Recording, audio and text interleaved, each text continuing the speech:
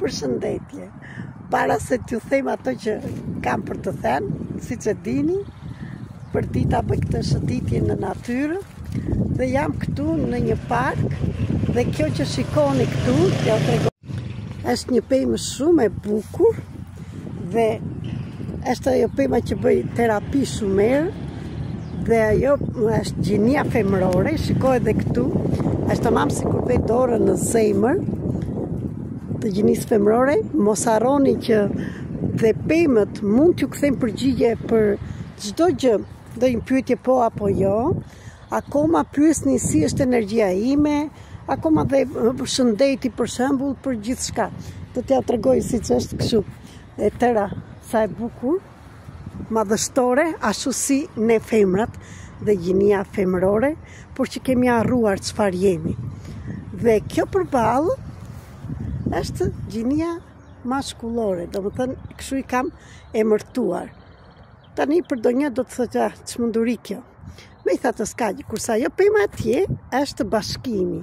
Qofse shikoni janë të dyja si të përqafuara çifti dhe ajo e treta është fëmia që lind ndërmjet, do më thënë, bashkimit të dy personave. Dhe janë në formë trekëndshme, nëse do t'i shikojmë nga largër, janë në formë trekëndshme. Të gjitha nuk mund t'i marri kamera mirë. Dhe tani erdha që të bëj një video. Dhe erdha të bëj një video këtu dhe në të njëjtën kohë gjithmonë kur punoj ose kur del diçka shumë e fortë, sepse kam thënë që po punoj me karmën kolektive, dhe karma kolektive tani ka të bëj me gjinin femërore dhe maskullore. Dhe siç e kam thënë, 20 breza nga mbrapa. Tani, nga ti të thoshim 14, është treguar me shkencët që ne marrim gjithçka dhe e trashëgojmë. Dhe duke vënë edhe dorën këtu tek kjo, kemi dhe një macë që vërtitet, sepse edhe macë është gjinia femërore. Duke e kisha vënë dorën kështu dhe pyes, shkarkoj çdo gjë që punova sot, e dërgoj në rrënjë të kësaj peme, dhe kërkoj fuqinë e gjinisë femërore të aktivizohet tek mua, liroj jeshtjen, trishtimin, ndëshkimin, torturën, dënimin, çdo gjë që nuk e kisha lejuar deri tani dhe nevojat e mia për t'i shprehur ashtu si duheshin. Dhe këtë do shikojmë në video të mëpashme. Dhe po ta shikosh këtë pemë, dhe kam thënë gjithë këto ditë dhe prapë dhe sot nuk mora një thikë ose kërshër, ka në rrënjët një litar që nuk mund të hiqet në asnjë mënyrë. Sado e kam trequr shumë herë. Dhe kam thënë dhe nuk i ka ardhur për një qëllim dita që ta heq. Dhe jam macje këtu gjinia femërore. Po, ja po vinë dhe një titër. Besoj t'je gjinia maskullore ajo, se për këto po flasim.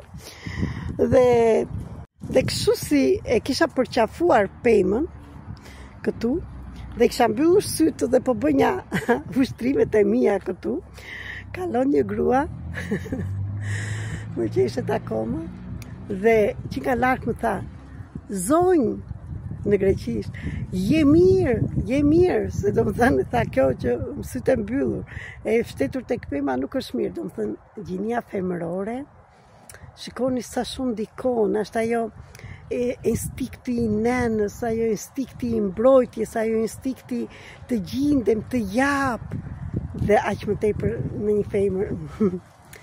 Vërtet, mallëngjem kur flas, sepse akoma disa njerëz nuk e mund ta besojnë terapinë që mund të t'i japi një pemë. Dhe po, sot punova një program shumë të madh kolektiv, më ndiqni për video tjetër që t'ja tregoj dhe erdha të shkarkoj këtu, por dhe të falenderoj gjinin femërore, nënat tona, gjyshet tona, stërgjyshet, të gjitha femrat të Shqipërisë, të Kosovës, të Greqisë, të tërë botës, që kanë qenë ato që kanë mbajtur, që kanë qenë në eshtje, nuk kanë shprehur nevojat e tyre që mos shprehishin dhe nuk ju plotësuan ndonjëherë dëshirat dhe kështu mësuan. Që mos prisnin familjen, sepse po mos kishin qëndruar ato, nuk do ishim ne. Prandaj sot le t'i falenderojmë paraardhësit tanë, nënën tonë, gjyshet, stërgjyshet, por dhe babain tonë, gjyshet, stërgjyshet, sepse dhe ata kanë qëndruar në eshtje. Nuk kanë qenë asnjëherë të shprehin, të hapin zemrën dhe shkaqet janë më të thella. Po erdhi dita që neve të gjithë së bashku të punojmë në kolektiv, në individ dhe të lirojmë për një jetë të bukur, jo të mbijetojmë, po të jetojmë. Ju dua shumë, provojeni kurse ka provuar këtë terapin me pemën, e të shikoni që çfarëdo boshllëku që ndjeni, çfarëdo ndjenje dhe mërzitje, flisni me pemën dhe do t'ja u liroj. Pemët janë ato që japin dhe nuk marrin. Dhe në përgjithësi natyra është ajo harmonia që ne kërkojmë. Një shëtitje vogël, sikur dhe 10 minuta, do t'ju ndihmojë të vini në qetësi shpirtërore. Ju dua shumë, ju përshëndes.